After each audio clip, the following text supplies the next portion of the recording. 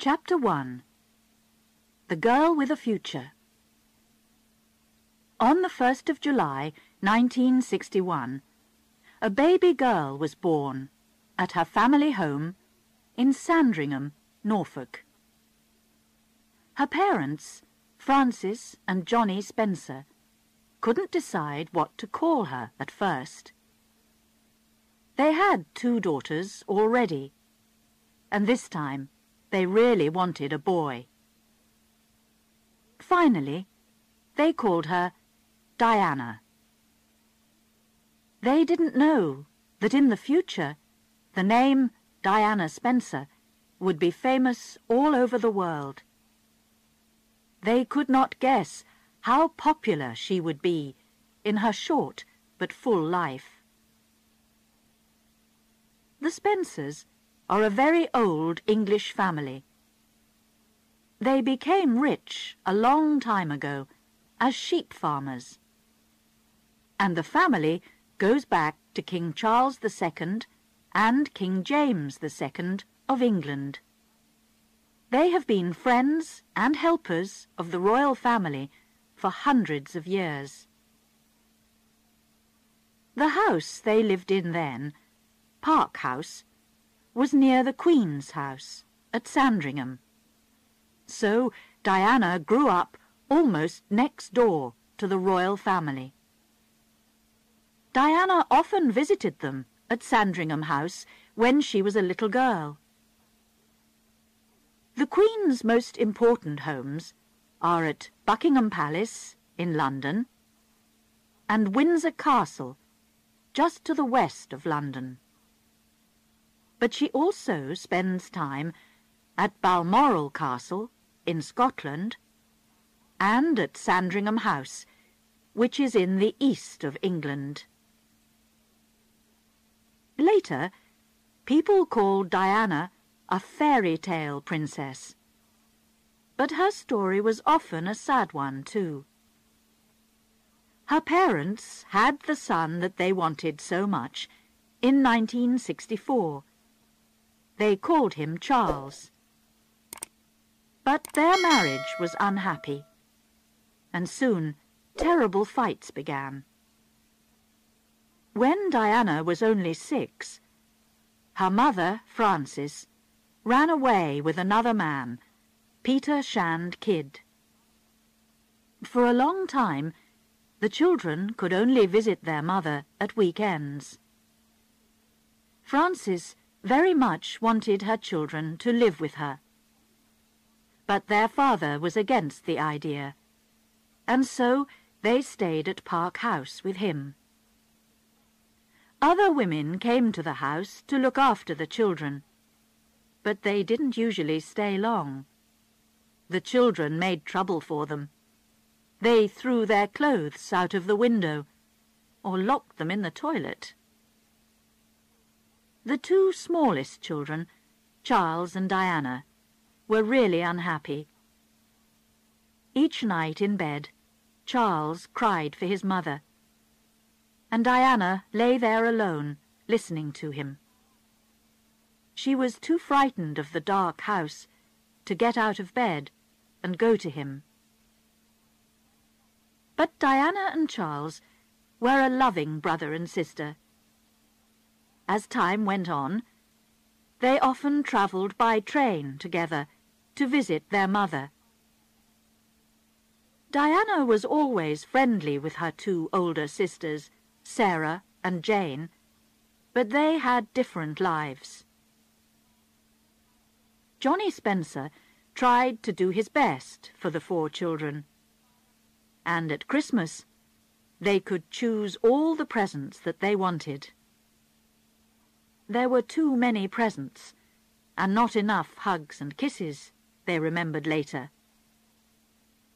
Diana loved her father and wanted to look after him. She liked to help in the house, too, and to look after her animals. She had a cat, Marmalade, and a dog called Jill.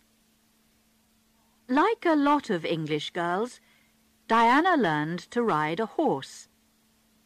But after she broke her arm in an accident, she was frightened and didn't want to ride again. Like the children in many rich or old families in England, the Spencer children went away to school. Diana went to Riddlesworth Hall School in 1970, when she was only 7. She lived there during the term and came home in the holidays. In 1974, she went on to her mother's old school, West Heath School in Kent, which was on the other side of London from Norfolk. Her sisters, Sarah and Jane, were also students there. By then, her mother wasn't living in London, but in Scotland. She and her husband Peter had a large farm on an island. It was a wild and beautiful place, and Diana had some lovely holidays there. In Diana's young life, everything was always changing, and she often felt alone. She was very sad when her grandmother, her father's mother, died in 1972. Her grandmother was a very kind woman. She looked after Diana a lot when her parents separated. Things changed even more in 1975, when her grandfather died too, and the Spencer family moved into the old family home at Althorp in Northamptonshire. Diana's father was now Earl Spencer. Diana became Lady Diana Spencer, and her brother Charles a viscount. Later, he too became an earl. Until then, Park House in Sandringham was the only home that Diana knew. She didn't like going to Sandringham House to visit the royal family much. She felt strange in the royal house.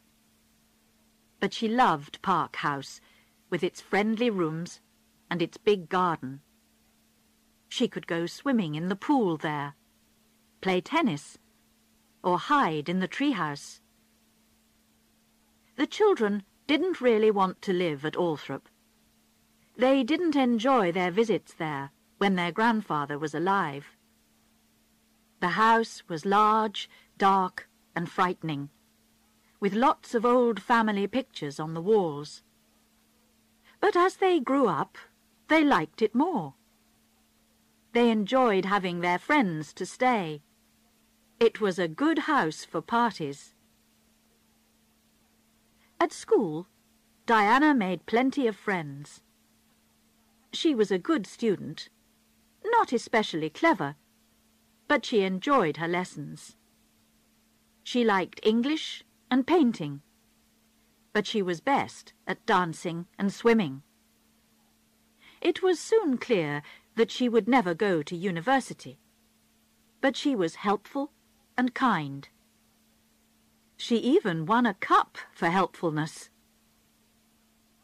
As part of the school's charity program, Diana began to visit old or ill people in the town near the school. Usually she talked to them or helped with their shopping. This is perhaps where her love of charity work began. But she was not always quite so good. Once she got into real trouble when she left the school at night. She planned to meet a friend outside the school to get some sweets from her. One of the teachers found her empty bed and called the police. The head teacher was very angry, but her parents were secretly amused. When Diana left West Heath School, she was 16. At first, she didn't know what to do. Life at home was changing again, because her father had a new wife. Her name was Rain, and she was the daughter of Barbara Cartland, a famous writer of love stories. Diana and her brother and sisters were not very pleased about the marriage. They didn't want Rain as their second mother, and were always fighting with her. But Johnny loved his new wife, and they were very happy together. And in the end, Diana was pleased that Rain was there to look after her father. In 1978, a year after the marriage, Johnny became very ill. The doctors thought that he would die. Rain nursed him back to health, but it was a long time before he was better again. A little earlier, in 1977, Diana went off to a very expensive finishing school in Switzerland because she didn't want to stay at home. Girls from rich families went there to learn to cook, to speak French, and to look after a home. Diana only stayed there for 6 weeks, then decided that she wanted to go back to England to work. In the past, girls from important families like the Spencers never worked for money. But times were different now, and Diana wanted to be like other girls of her age. "I can easily find a job," she told her father. He bought her a very nice flat in Coleherne Court, Kensington, in the centre of London. She asked a few friends to come and live with her. One of them, Caroline Pride, was an old school friend of hers. This was the beginning of a really happy time for Diana. She was young and pretty. She had good friends, both boyfriends and girlfriends, and a nice flat and a car. She was free to try and find her way in the world. What could she do for a job? She loved children, and so she began to look after babies and small children for her sister's friends. Sometimes she cleaned their houses too, or cooked meals for them. She studied cooking again in London. She was good at Russian soup. But she and the girls in the flat ate chocolate most of the time. Then she found a job at the Young England School for Little Children. Here she was very happy, and her bosses were very pleased with her work. She was calm and kind with the children, and always gave them plenty of love and hugs. Soon there would be love in her life too. She would find her prince and fall in love. She would become the new Princess of Wales. She didn't know this, of course, but she did feel that she was getting ready for something special. Diana went to parties, and she had a lot of friends. But she was never serious about a man at that time. "I had to keep myself tidy," she said later, "for what was coming." Chapter 2. A Fairy Tale Wedding. Prince Charles was taking a long time to choose a wife. He was already 32. He always had plenty of girlfriends. Diana's sister Sarah was once his girlfriend. But he couldn't decide who to marry. Charles was the future King of Britain, so he had to choose well. Not every beautiful woman makes a good queen. Life in the royal family can be very hard. The royals spend a lot of time in public. She must also be a girl from a good family, and Charles must be her first lover.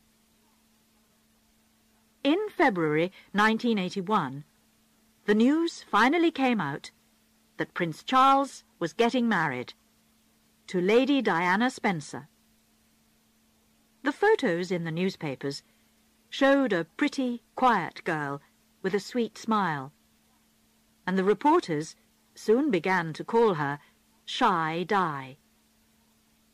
Diana was the first English girl to marry a Prince of Wales for 500 years. And in private, Prince Charles said that the Spencers were more royal than the royals. It seemed that Diana and Charles were perfect together. People in Britain began to look forward to a fairy tale wedding. Diana grew up with the royal family, but for a long time she didn't really know Charles. There are a lot of families in the royal circle, and also Charles was 12 years older than her.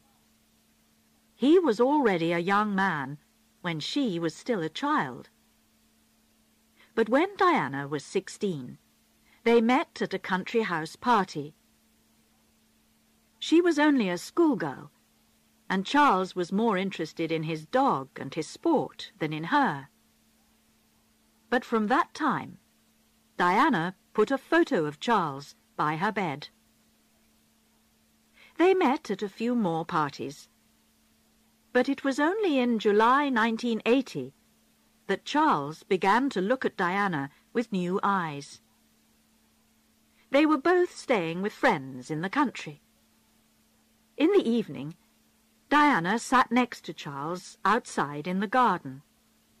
She was telling him that she saw him at a funeral a year earlier. "You looked so sad," she said. "I thought, it's wrong that you're alone. You need someone to look after you." Charles's heart opened to her, and from then on he was seriously interested in her. He asked her out for an evening of music, with supper later at Buckingham Palace. But he didn't give Diana much time. She only had 20 minutes to wash her hair and get ready. "Maybe you'll be the next Queen of England," a friend told her. Diana only laughed. Then Charles asked her to go to Balmoral for the Braemar Games, the Scottish sports which happen every September. Diana's sister Jane was now married to Robert Fellowes, the Queen's personal secretary. They had a small house in the Royal Park at Balmoral, and Diana stayed there with her sister and husband. Prince Charles phoned her every day, and they went for walks together. Until then, no one guessed that the prince had a new girlfriend. But one day, Charles and Diana were fishing down by the River Dee. Suddenly, they noticed someone on the other side of the river. It was a reporter from a newspaper looking for royal news. Diana quickly ran to hide behind some trees and used a mirror from her handbag to watch him. 2 other photographers hurried to the same place by the river. They were all very excited, trying to see this new woman in Charles's life. Diana escaped from them that day, but soon the reporters knew her name, and it was in all the newspapers. Now her life began to change. The public wanted to know all about her, and paparazzi followed her everywhere. They followed her in her little red mini-metro car. They phoned her in the middle of the night and waited for her outside the Young England school. Even when she agreed to a photograph, they still made trouble. The light was shining behind her skirt and showed all of her long, beautiful legs. It was a very difficult time for a shy young girl, and the royal family didn't help her. Even Charles was not amused by the photograph. Diana began to understand that even famous and popular people can be very much alone. When Prince Charles finally asked her to marry him, in February 1981, she agreed. She arrived back at her flat, very happy that night. Her friends were waiting for her. They knew that it was something special. Diana said, "I've got news for you, but I must go to the toilet first." So they all knocked on the toilet door until she told them. "I'm going to marry Prince Charles," she called out, half laughing and half crying. He gave her a beautiful blue ring, and they were ready now for the photographs, the television recordings, and the public appearances. Several times they had to answer the question, "Are you in love?" "Of course," answered Diana. But Charles was not so sure. His answer always seemed to be, "Yes, but what does that mean?" To the public, it was real love. It was exciting news for Britain. Here was a fairy tale prince and princess, bringing new colour and life into the royal family. Diana now moved into Clarence House, the Queen Mother's home, and was safer there from the reporters. Everyone was getting ready for the wedding. Over 10,000 presents arrived for Charles and Diana. She chose a young husband and wife, David and Elizabeth Emmanuel, to make her wedding dress. "She made coffee for us," they remembered. Here was the future Princess of Wales, and we were students not so long ago. It was quite a surprise. But not everything was perfect. At the centre of the fairy tale, there was a black shadow. When Charles asked Diana to marry him, something strange happened. She suddenly felt, deep inside, that she would never be queen. She also knew that she would have a difficult job as Charles's wife. This did not stop her. But just before the wedding, she became seriously worried. She suddenly understood that Charles's old girlfriend, Camilla Parker Bowles, was still very important to him. Diana found a present from Charles to Camilla, and he often telephoned her. Did Charles really love her, or was he still in love with Camilla? And Diana was no longer free. The happy days in her flat with her friends, and at work with the little children, were all gone. The royal machine frightened her. There were so many royal rules, and Buckingham Palace was a dead place to her. No one welcomed her when she arrived at Clarence House, and no one told her how to do things. She still tried to enjoy herself. She escaped to Australia for a quiet holiday with her mother, where none of the paparazzi could find them.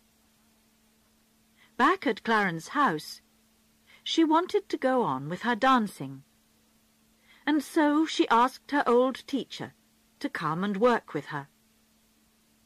But she knew that soon nothing would be the same. During one of her last lessons, she said, "In 12 days' time, I shall no longer be me." She got thinner, and she even wanted to stop the wedding. Her sisters told her to go on. "Bad luck. You've got to do it. Your face is on the tea towels now," they said. So On the 29th of July, 1981, Prince Charles married Lady Diana Spencer in St. Paul's Cathedral, London. It was a great day for England. More than 1 million people were out on the streets in the morning to wave as she went by. In Britain, everything stopped as people switched on the television. In many houses, there were little parties, as families, friends, and neighbours all sat down together to enjoy themselves. Diana arrived at St. Paul's with her father. The church was full of important people from all over the world. Not only was the British royal family there, but there were other kings and queens from Europe. There was beautiful music, and the church was full of flowers. Diana looked wonderful in her long wedding dress, which was almost white, with the skirt very long at the back. With flowers in her hands, and her heart full of hope, she agreed to marry Charles. "I will," she said. Charles put the wedding ring on her finger. It was made of Welsh gold. This gold was a present to the royal family about 50 years earlier, and Diana's ring was made of the very last piece. Charles and Diana were now husband and wife. They promised to stay together all their lives. The crowds who were shouting, "Lady Di, Lady Di," now changed the words to "Princess Di, Princess Di." They went back to Buckingham Palace, where Charles kissed his new wife in public. Then they left for their wedding holiday. First at a house called Broadlands, then on the royal ship Britannia. Diana was suddenly the world's favourite woman. Her face really was on the tea towels, and on cups, glasses, spoons, and all kinds of things that people bought at the time of the royal wedding. They wanted something to record and remember that special day, the most important royal day since Elizabeth became Queen in June 1953. In some ways, Queen Elizabeth was still part of a picture which was painted by the famous Queen Victoria over 100 years before. In this picture, the royal family is a good Christian family. They show a polite face in public and keep all their problems secret. Royal children must learn that their country comes first and their personal life second. Sadly, this can also give us a royal family which seems cold and far away. Queen Elizabeth did try to make the royal family more modern. Once, most royal children studied at home, but her son, Prince Charles, went away to school and university. In the 1960s, television cameras recorded her home and her family life for the first time, so that people began to know the royal family a little bit better. But in the end, it was not enough for modern times. So could the fairy tale marriage possibly have a happy ending? Did Charles really love Diana when he married her? He probably tried to do his best at the time, but it was difficult for him too. In the past, kings and princes married to make the royal family stronger and to have children. Now, Charles had to find the right wife for the royal family and marry for love. Could Diana be the perfect royal wife when she was also a modern girl. In 1981, we didn't ask ourselves these questions. We all wanted to enjoy the fairy tale while we could. Chapter 3. The Young Princess. In her new marriage, Diana was like a young bird who was learning to fly. At school, she was too shy to speak in public. Now she was making public appearances all the time as one of the royal family. One of her first public visits was in May, just before she got married. This was to Tetbury, a town near Prince Charles's new country home at Highgrove in Gloucestershire. Crowds of people came out to see Diana. Dressed in a red suit, she walked through the streets and smiled shyly as they gave her bunches of flowers. It took some time before she wasn't frightened of these public appearances. On one of the first that she made with Prince Charles, he told her to walk over to the waiting crowds. "Talk to them," he told her. "I can't. I just can't," she said. But she had to, and after that, she found it became easier and easier. She was very natural, and everyone liked that. People began to feel that they could talk to her about their problems. She was quickly becoming one of the most popular women in the world. Soon, she was more popular than Charles. He wasn't very pleased by this. "I'm sorry I'm not my wife," he said once or twice to the crowds when he made visits alone. Everyone loved Diana because she was young and beautiful. During her first few years as a princess, she learnt how to dress well, and people became interested in her clothes. After every appearance, the reporters described what she was wearing. There were photos in the newspapers recording all her different dresses. Before she got married, she still looked very young. Her face was round, and her clothes were nothing special. And when she first became Princess of Wales, she still didn't always dress well. Sometimes she wore dresses and hats that were too old for her, like those for a 45-year-old woman. Then she became the well-dressed Diana that we remember today. She chose a lot of wonderful clothes: dinner dresses, dance dresses, trousers, and suits. She learnt to dress for all kinds of different appearances, for special visits, for sports, or for travel. For public appearances, she had to wear clothes that were comfortable as well as beautiful. She also had to remember how her enemy, the wind, could blow those clothes about. Diana began to buy from famous British clothes makers, which helped the clothes business in Britain.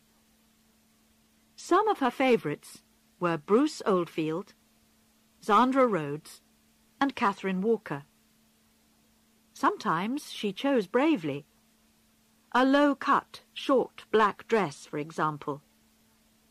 But she could also look like the perfect English rose in a pink, well-cut suit or a long white dance dress. With her long legs, fair hair, and wonderful smile, she could look good in almost anything. Then Diana became a mother too. Before the baby was born, she felt sick a lot of the time. But she was healthy, and on the 21st of June, 1982, she went into St. Mary's Hospital, London, to have her baby. Charles stayed with her there, and the Queen's private doctor looked after her. At 9:03 p.m., the new prince was born. Crowds were waiting outside. "Nice one, Charlie," they shouted when they heard the news. "He's got fair hair," the proud father told them. At first, the new parents couldn't agree on names. Charles wanted to call the baby Arthur, but Diana preferred William. On the 3rd of August, in the music room at Buckingham Palace, they gave their son the names William, Arthur, Philip, Louis. Diana's first big public visit was to Australia, New Zealand, and Canada, early in 1983. Usually, royal babies and small children stayed at home when their parents went to other countries. When Prince Charles was only a little boy, for example, his mother, Queen Elizabeth, went away for several months. And when they finally met again, she only shook his hand. Diana was a different kind of mother.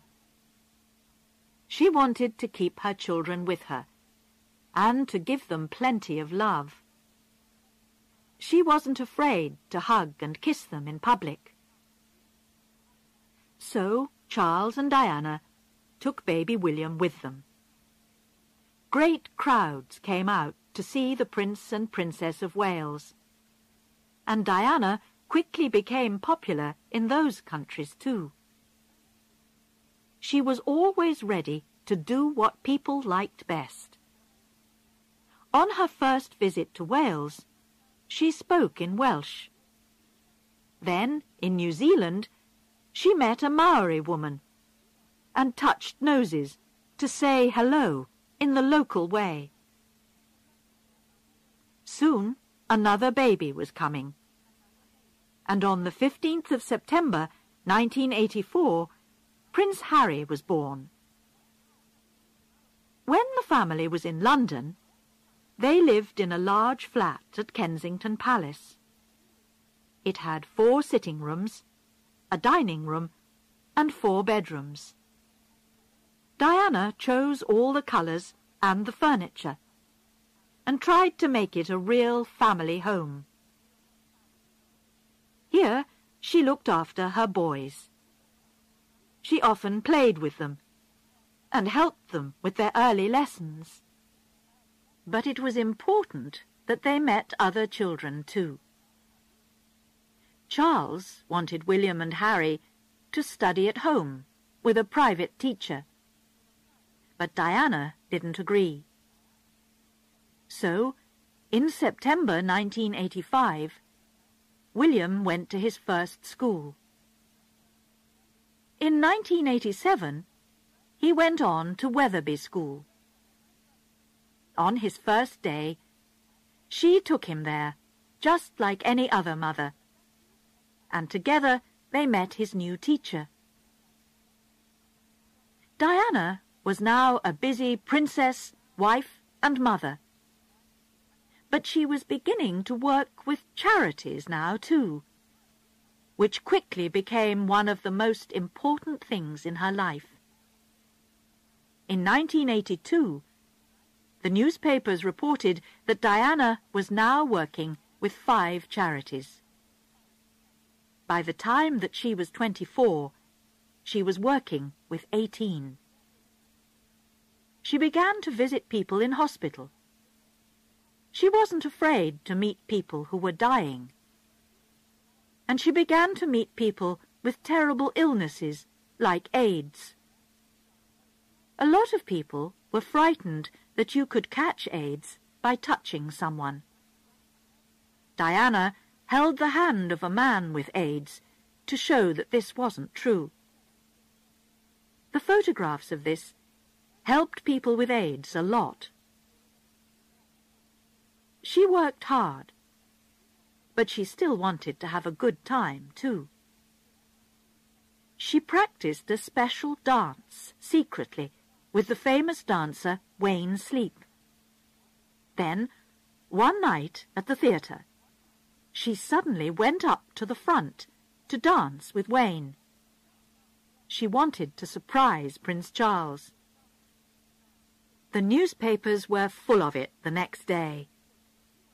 Only Prince Charles was not so pleased. In private, he told her that it was not the right thing for a princess to do. Diana now had a new friend in the royal family. This was Sarah Ferguson, or Fergie, who married Prince Andrew, Charles's younger brother, in 1986. She was a girl with a warm heart, but she wasn't always sensible.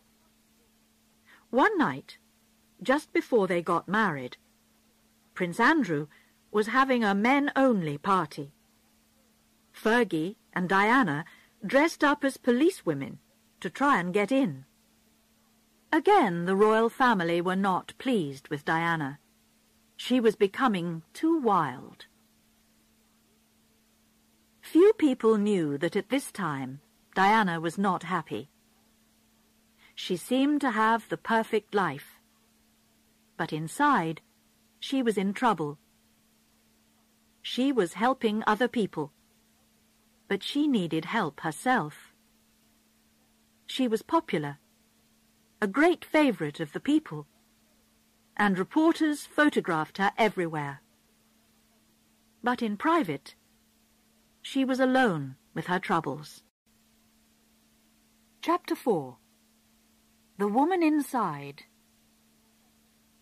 In November 1982, the palace told the world that Diana was in the best of health.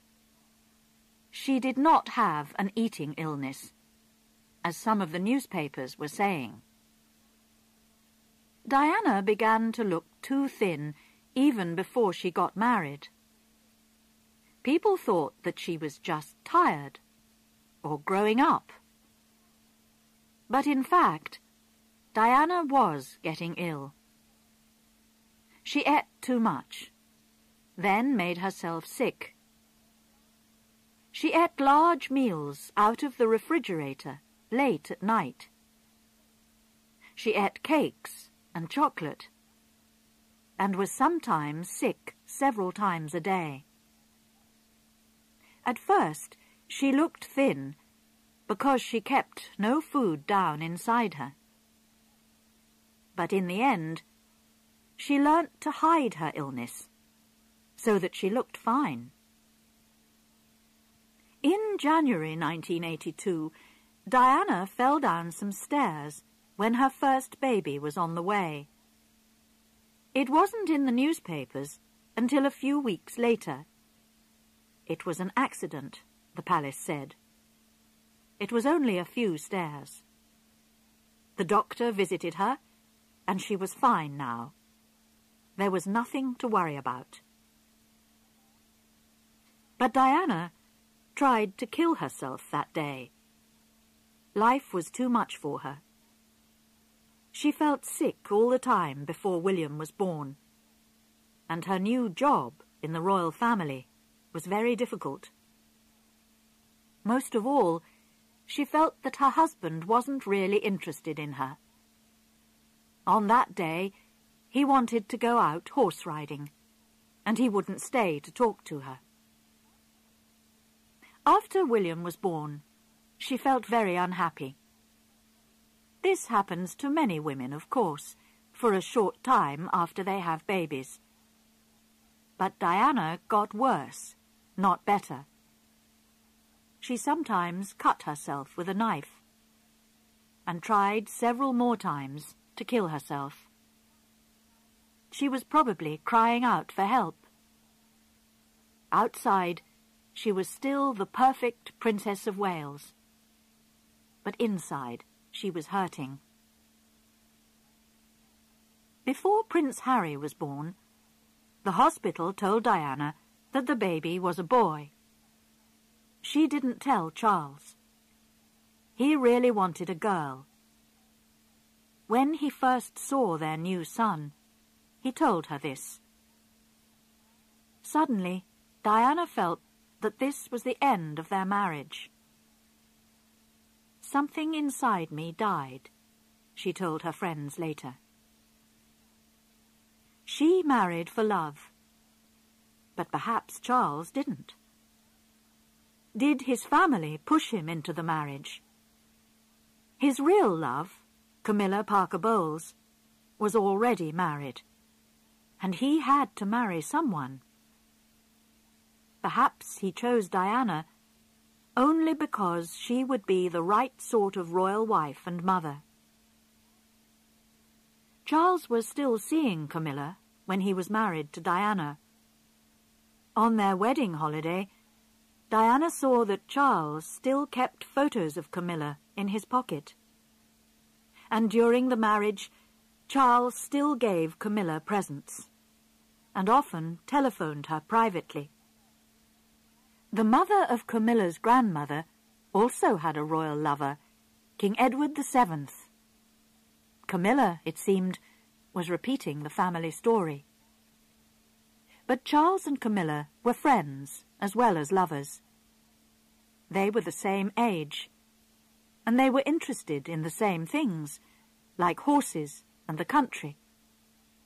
Many women did not find Charles an easy man, but Camilla seemed to understand him well. Earlier, a lot of his girlfriends got tired of him. He could be warm one day and cold the next. He spent time with them, then disappeared for a long time. Even Camilla stopped waiting for him when she was young. She married another man, Andrew Parker Bowles. Charles and Diana were different ages, and they liked different things. He wanted to read books on their wedding holiday.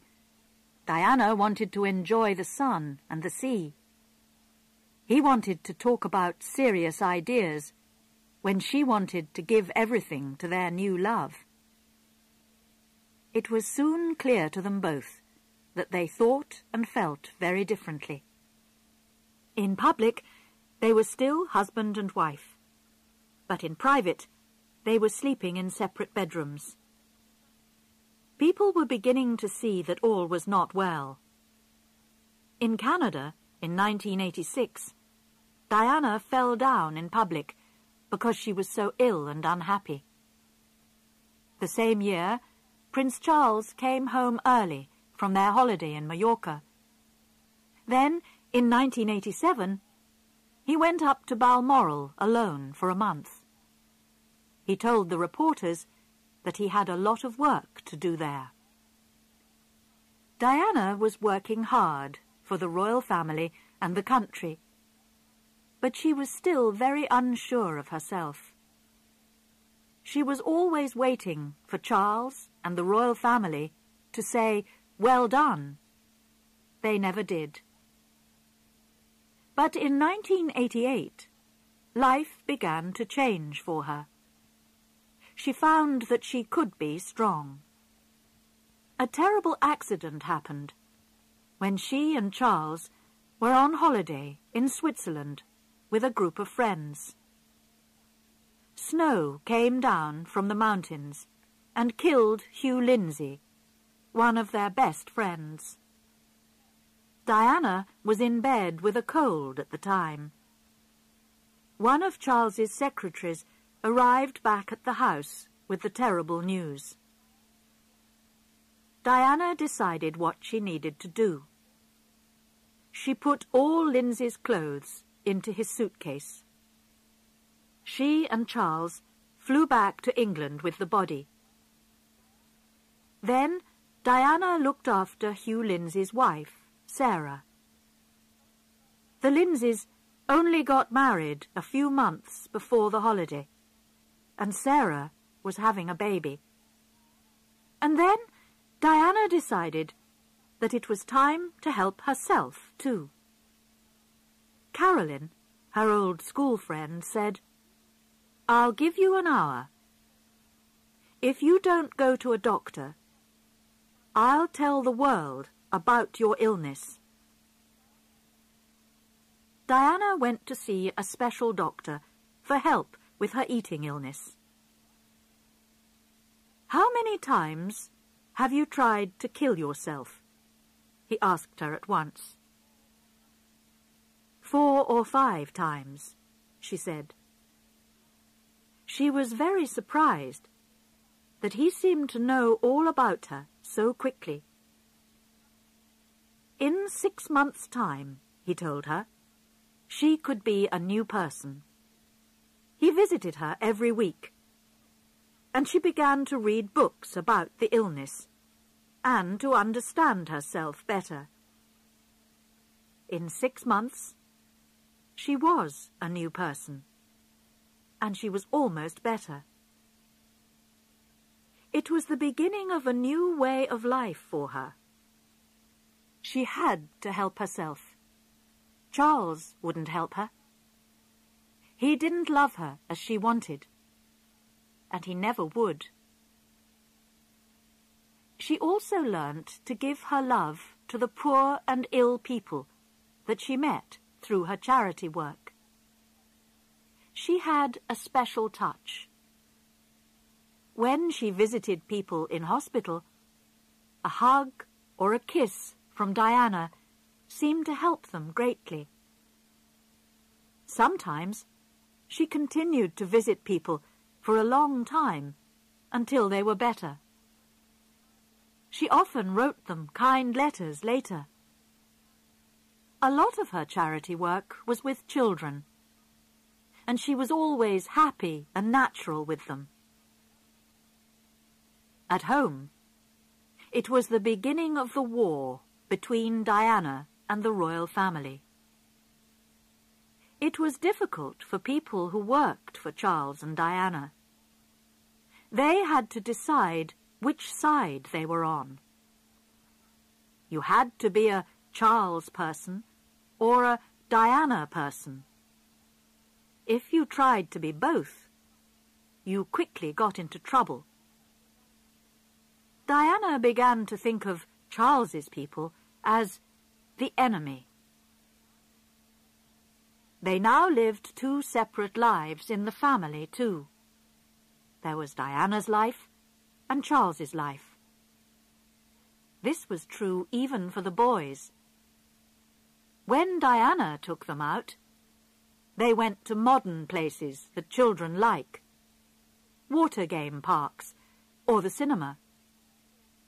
They usually wore ordinary clothes, like jeans and t-shirts. With Charles, they wore more grown-up clothes and did country things that he enjoyed, like fishing. The public began to think worse of Charles when Prince William had a serious accident at school in 1991. Diana stayed at the hospital with him all night, but Charles went off to the theatre. How could he do that? People asked. What sort of a father is he? Charles loved his sons too, but perhaps he didn't understand how to show it.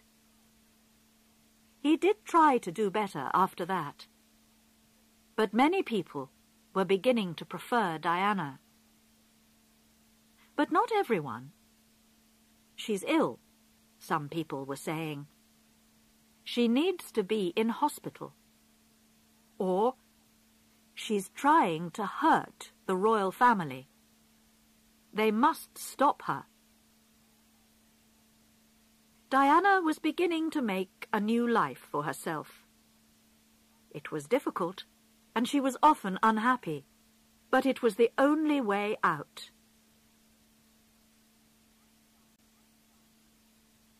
Chapter 5. The New Diana. The Queen called 1992 a terrible year. It began badly for Diana, too. On the 29th of March, her much-loved father died.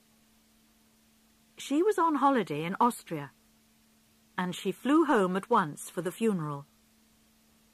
Prince Charles flew back with her to England, but she went to the funeral alone. The newspapers, of course, were quick to notice this. It was a month for royal stories. The palace told the world that the marriage of Prince Andrew and Sarah Ferguson was over. Then a new book came out about Princess Diana. Diana, Her True Story, by Andrew Morton. The book talked about Diana's eating illness and about how unhappy she was with Prince Charles and the royal family. It also talked about Prince Charles and Camilla Parker Bowles. At first, everyone was very surprised. Could it all be true? In the end, people realized that most of it was Diana's real story. But there was another surprise coming for her, and an unpleasant one. Diana was beginning, secretly, to look for a new love in her life. She had to be very careful, because she and Charles were still married. The world would not think well of a royal mother with other lovers. Then, suddenly, recordings of secret phone calls between Diana and James Gilby came out. Gilby was an old friend of Diana's. But here they were talking as lovers. Someone recorded the conversations, the newspapers said, 2 years earlier. In them, Gilby uses a special name for Diana, Squidgy. He asks Diana to kiss him down the phone and says, "Oh, Squidgy, I love you, love you, love you." Another lover was James Hewitt, the man who taught Diana to ride again. She was still afraid of horses after her accident as a child. Will Carling, the sportsman, and his wife ended their marriage because of Diana. Then there was Oliver Hoare, who sold paintings. Someone began to make silent phone calls to his home. Perhaps it was Diana, unhappy because Oliver didn't want to talk to her. We will probably never know everything about her life at this time, but it's clear that she was seeing other men. Then, in 1993, recordings of phone conversations between Charles and Camilla appeared, and everyone now knew for sure that they were lovers. Charles was very unhappy about this, and at first promised to live alone without women. A year later, he talked about it all on television, but he didn't stop seeing Camilla. In the photos of 1992, Diana is often alone. In one, she is sitting in front of the Taj Mahal in India. She is smiling, but she looks very small and alone in front of the big white building. In November 1992, Charles and Diana did make a visit together to Korea, but they were clearly unhappy. Finally, in December, they told the public that they were separating. Prince Charles would stay at Highgrove, and Diana would live alone at Kensington Palace. The children would spend time with both of their parents. The Queen's family was in trouble all around her. Just to finish the terrible story of 1992, there was a serious fire at Windsor Castle, the Queen's favourite home. Everyone there, the Queen too, worked hard to put it out. but the castle and the royal family would never be the same again. Diana's private rooms at Kensington Palace were full of photos of William and Harry. "They mean everything to me," she said. But now she couldn't be with them so much. A lot of the time they were at school or with their father. She even had to eat her Christmas dinner alone, while William and Harry spent Christmas Day with their father and grandmother. But she was doing her best to help her sons for their future as royal princes, and William perhaps as the future King of England. She decided that they needed to understand some of the country's problems. She took them to visit sick people in hospitals. But she also took them out secretly to see some of the dark and unpleasant places where homeless people spend the night. In 1995, William went to Eton, one of the top schools in the country. But he didn't forget the other side of life that Diana showed him. He later gave Diana the idea of selling a lot of her dresses for charity. Diana's new life had good times in it too. She had plenty of friends. Many of them were famous, and some of them were film stars or pop stars. She was friendly with the pop stars Elton John and George Michael, and with Terence Stamp and Richard Attenborough, the film stars. She knew Luciano Pavarotti, the Italian singer, and others from the music and film world, like Michael Jackson, Paul and Linda McCartney, and Liza Minnelli. She often had lunch with friends. An Italian restaurant, San Lorenzo, in Kensington, was her favourite for a long time. She still loved dancing and pop music, and she went swimming or running every day to keep in good shape. Diana was very serious about her health now. But she couldn't escape from the paparazzi. Everywhere she went, they tried to take photographs of her. Sometimes they took photos secretly. You could get a lot of money for a new photo of Diana. Suddenly, it was all too much for her. In December 1993, she told the world that she wanted to live quietly. She would stop most of her work for charities. She needed time for her children and for her private life. It was not for long. She soon came back because she wanted to get on with her work and be a mother to the world, as one newspaper wrote. And the story of Diana and Charles was not over yet.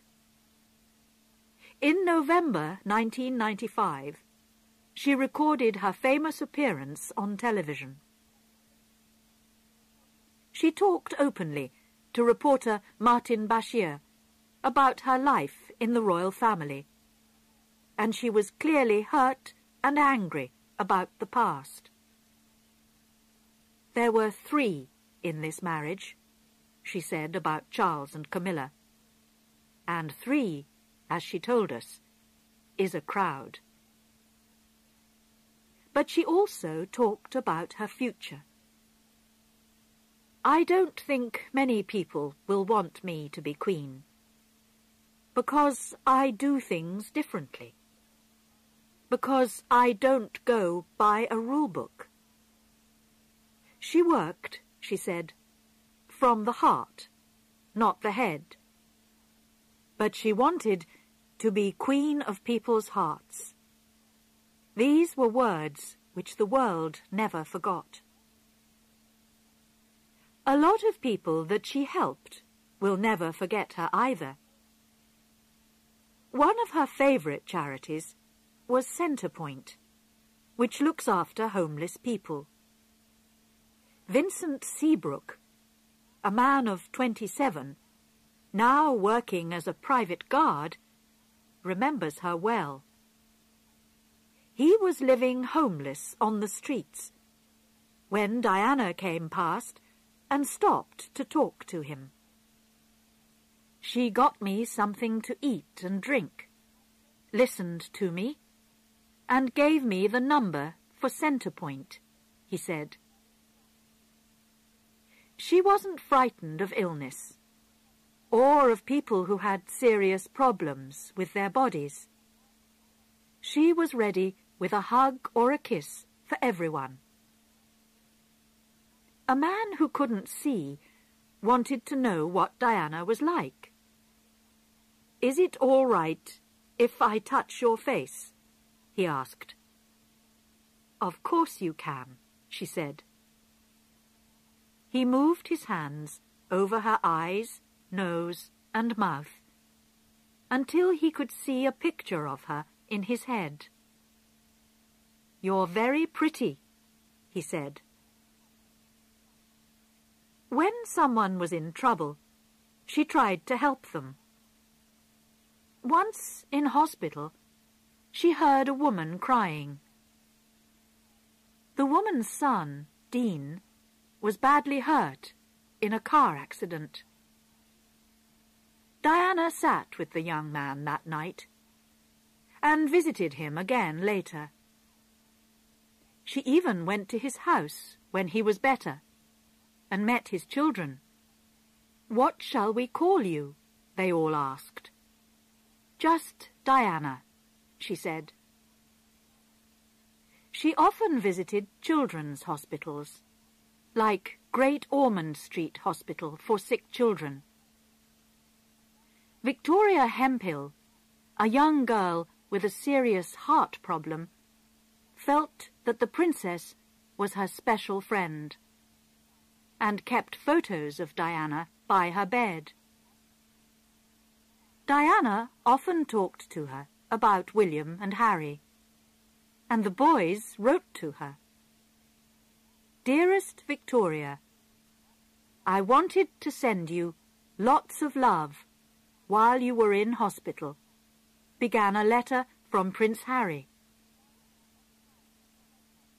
Diana had time for her friends who were in trouble too.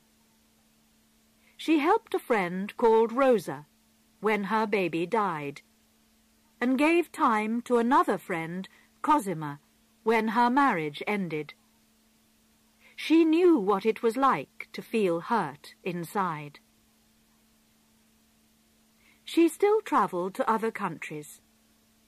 In 1994, she visited Zimbabwe in Africa. Photos show that she helped to give out lunch to children in a special school. She visited hospitals in Pakistan. In India, she became friends with Mother Teresa, who was famous for her work with poor people who were dying on the streets. Diana once said, "I'm not frightened of dying, if I can die happy." Chapter 6. Her Last Days. After Diana's marriage finally ended in August 1996, she was a rich woman with over £17 million. But she wanted to go on working. She especially wanted to stop the use of landmines. She visited Angola and Bosnia, where there are still terrible problems with landmines after the wars there. She met people who lost legs or arms from these landmines. Not only men, but little children too. When she spoke out against the landmines, not everyone agreed with her. But Diana was still ready to speak from the heart. She had a good summer in 1997. She visited her brother, Charles, in South Africa. She spent her birthday there and enjoyed a holiday with Charles and his family without any of the usual trouble from the paparazzi. There was only one sad time in the middle of July, when she went to Italy for the funeral of her friend Gianni Versace, the famous clothes maker. Something very special was happening in Diana's life that summer too. She had a new boyfriend. This was Dodi Al-Fayed, a filmmaker who was 42. The Al-Fayeds are a Muslim family from Egypt, but they live in England. They are very rich. The famous London shop Harrods and the Ritz Hotel in Paris belong to Mohammed Al-Fayed, Dodi's father. The Al-Fayed family and the Spencer family were already friends. Diana first met Dodi about 10 years earlier, but they didn't become good friends until she went on holiday to France with the Al-Fayed family in July 1997. Harry and William went too, and they all had a wonderful time. It was the best holiday for years, Diana said later. And soon, Diana and Dodi became more than friends. They fell in love. They went away on holiday again at the end of that month, but they were alone together this time. They visited Corsica and Sardinia in the Al-Fayed's private boat. The paparazzi soon knew that they were lovers. And then, of course, they all wanted to get pictures and stories of Diana and Dodi. The man who took the first photos of their kisses sold the pictures for $1 million. On the 21st of August, Diana flew back to France again to start a third holiday with Dodi. By now, they were deeply in love. He gave her presents, and it's possible that they planned to get married. Dodi was married before, and had a lot of girlfriends after that. But he was very serious about Diana. This third holiday ended suddenly because of the paparazzi. When their boat arrived at Sardinia, the photographers ran after Dodi and Diana everywhere. They even found them at a hotel where they were staying secretly. That was enough. The lovers decided to leave at once for Paris. They arrived on Saturday, the 30th of August. Dodi had a small home in Paris, which they tried to use secretly. During the afternoon, Dodi went out to get a very expensive ring, which he was buying as a present for Diana. It was a ring that she would never wear. The paparazzi knew Diana and Dodi were now in Paris and were following them again. They planned to eat dinner at a restaurant in the city centre, but decided that it wasn't safe there. They went on to the Ritz, the hotel which belongs to Dodi's father. When they arrived at the Ritz, there were already about 40 paparazzi waiting for them. At last, just after midnight, they left the hotel by the back door to go back to Dodi's house. They were trying to escape and sent off another car from the front. But some of the paparazzi saw Diana and Dodie as they drove off in their special Mercedes car with their driver and bodyguard. "You won't catch me," said the driver, Henri Paul, as he drove faster and faster. So did the paparazzi, some in cars and several on very fast bikes. There were cameras and lights everywhere as they tried to photograph Diana's car. When the road came to the River Seine, it went underground. The car was now travelling very fast, perhaps at over 160 kilometres an hour. It hit a wall. The crash killed Dodie and the driver at once. The bodyguard, Trevor Rees-Jones, was still alive. So was Diana, but she was very badly hurt. It took more than an hour before they could get her out of the crashed car. They took her to hospital, where doctors tried to save her life, but it was no good. She died at about 4 o'clock in the morning.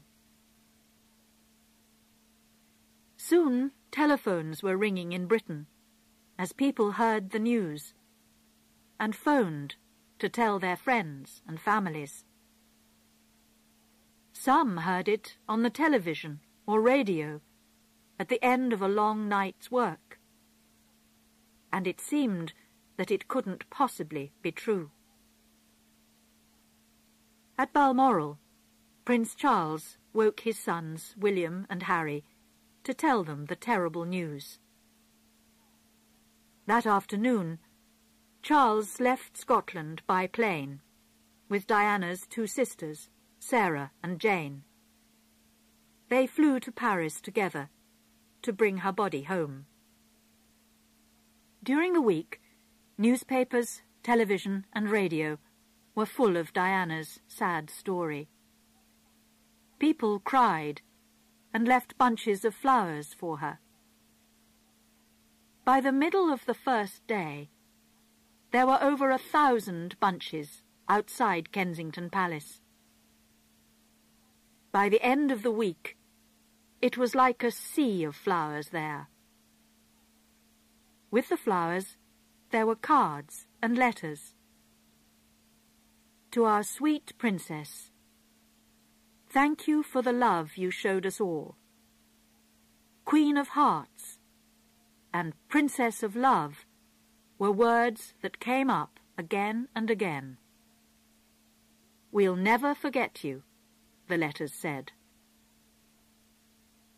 And during that week, the mystery about the car crash was growing. When Trevor Rees-Jones, the bodyguard, finally woke up in hospital, he couldn't remember the accident. We now know that the driver, Henri Paul, had too much to drink that evening, far too much. But the paparazzi were driving too fast and too near, and the photographer's lights were too bright. Did they make it happen too? And was there a second car in the crash? Some people even thought that it was murder. This was probably just a wild story. But there was still a mystery about the crash. Diana's funeral was on Saturday the 6th of September, 1997, 1 week after she died. On Friday night, thousands of people went to London.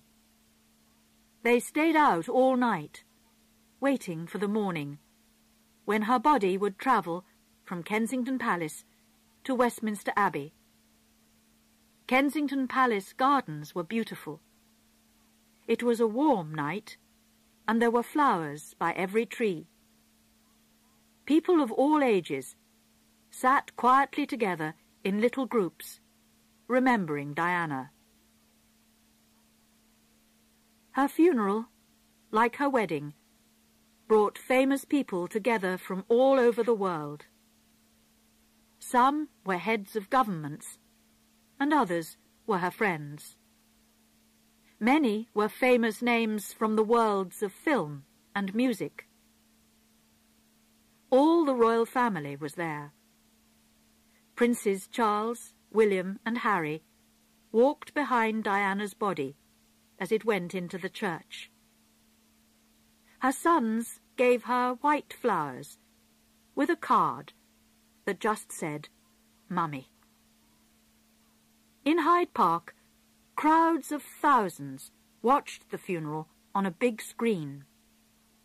Many cried as they listened to the words and heard some of Diana's favourite music. Earlier that summer, Diana looked after her friend Elton John at Gianni Versace's funeral. Now he sang at her funeral. It was a song that he once wrote about the film star Marilyn Monroe. Marilyn and Diana were both 36 when they died. Elton changed the words for Diana. "Goodbye, England's rose," he sang. "She would always grow in our hearts." Then her brother Charles spoke about Diana. He remembered how kind and beautiful she was. "Today is our chance to say thank you. We want you to know that life without you is very, very difficult." He was very angry with the paparazzi who gave her such a hard time, and he promised to try and help her sons in their future life.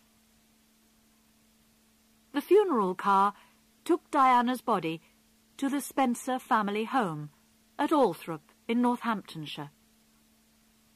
People threw flowers in front of the car as it went past.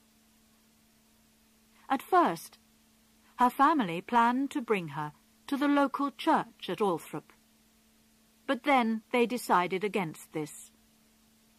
Thousands of visitors could make life too difficult for the small village. So finally, they took Diana to a small island in a lake in the gardens of Althorp Park. Here her body lies in private, but once every year, visitors can come to see the place where she rests. Diana's life is over, but her story is not. The way that she lived and died will change many things. Her life showed a new road for the royal family to take.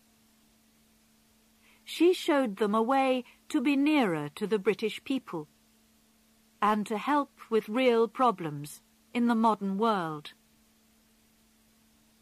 When she died, we all remembered that life can be very short. Every one of us has to do our best with the time that we have. "It's important to show love," said Diana. We need to remember this too.